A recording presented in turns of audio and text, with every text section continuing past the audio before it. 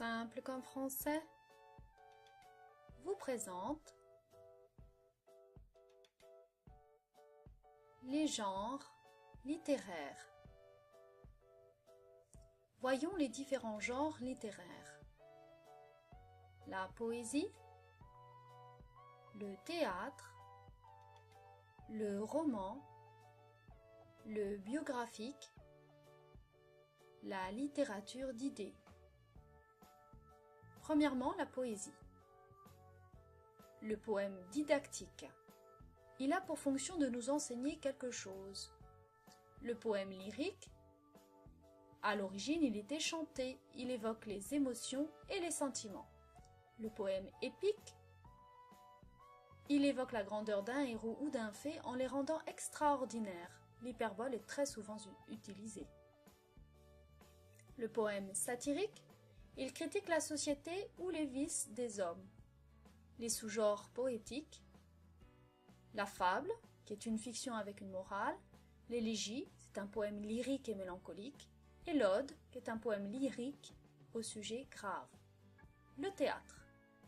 Le théâtre se décompose en tragédie, par exemple la tragédie grecque, la tragédie classique, la tragicomédie. La comédie de mœurs, de caractère ou d'intrigue, la farce et le vaudeville. Le drame, exemple le drame romantique. Et à partir du XXe siècle, ces appellations sont de moins en moins utilisées. On parle plutôt de pièces.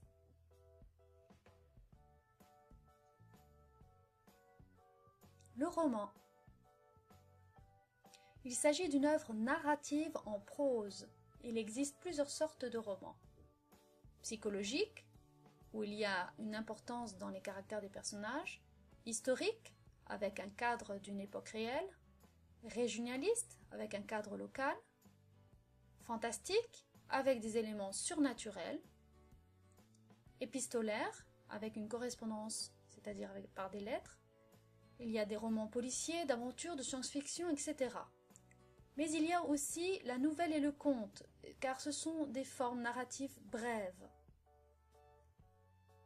Le biographique. Ce sont des œuvres qui rendent compte du cours d'une vie. Par exemple, la biographie. L'auteur raconte la vie d'une tierce personne. L'autobiographie, l'auteur raconte sa propre vie. Le journal intime, ce sont des textes écrits quotidiennement non destinés à être publiés normalement. Les mémoires, l'auteur raconte les événements historiques dont il a été témoin ou acteur. La littérature d'idées.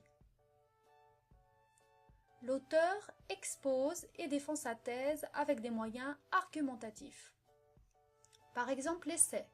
C'est une œuvre en prose non fictionnelle, l'auteur réfléchit et donne son avis sur des problèmes donnés. Le manifeste, c'est une déclaration dans laquelle l'auteur présente ses objectifs ou ses conceptions. La préface, l'auteur explique ses choix esthétiques concernant son œuvre. Le pamphlet, c'est une œuvre brève et violente à l'égard d'un système. L'argumentation y est souvent caricaturale. Vous voulez étoffer ce cours ?